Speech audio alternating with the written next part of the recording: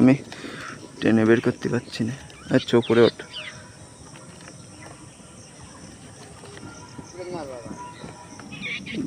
মুশকিল হয়ে যাচ্ছে, বের করা খুবই মুশকিল হয়ে যাচ্ছে। ঠিক আছে, ওই মাথার থেকে এই মাথা না বের করা খুবই মুশকিল হয়ে যাচ্ছে।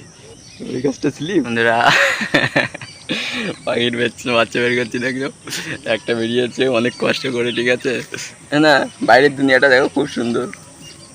আস্তে আস্তে, বেশি নড়াচড়া করে না বন্ধুরা। ফাইনালি একটা বের করলাম।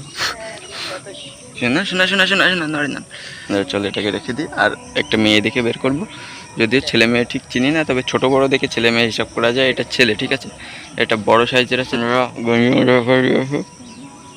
এটা বের করেছে, রেখে দিচ্ছি। যা যা যা, ভালো থাক, তোমার কাছে ভালো থাকিস। ওকে, ঘুম পাড়ো। তোমার মা আসি খেতে দেবে না।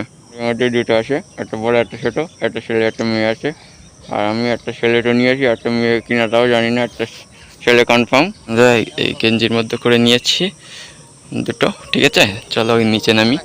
চারি সাইডে ওয়েদারটা হেবি সুন্দর লাগছে, পরিবেশটা খুবই সুন্দর। এখানে গাছপালা ভর্তি, বন জঙ্গল, বাগান, আরও কত কি আছে। ঠিক আছে, আমাদের এরিয়ায় নানান ধরনের পাখির বাচ্চা মানে পাখি পাওয়া যায়, তারা এখানে বাসা করে। আর এই দুই বন্ধুরা আমি নিয়ে যাচ্ছি। হ্যাঁ, তোমার মা বাবার বলে দিও, তোমার মা বাবা তো এখানে নেই। তারা থাকলে হয়তো চিল্লাতো, আমি ফাঁকে ফাঁকে কেটে পড়ি বন্ধুরা, নাহলে আমার আবার খামসি মামসে দেবে না। লাভ।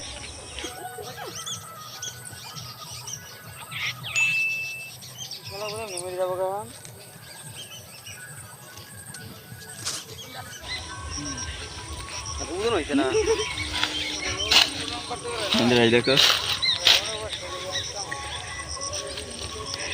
ছোট্ট ছোট্ট দুটো বন্ধু, দুটো একই সাইজ মনে হচ্ছে না? এটা একটা ছেলে হবে, একটা মেয়ে হবে। আমরা চলো আর বাড়ির দিকে যাই।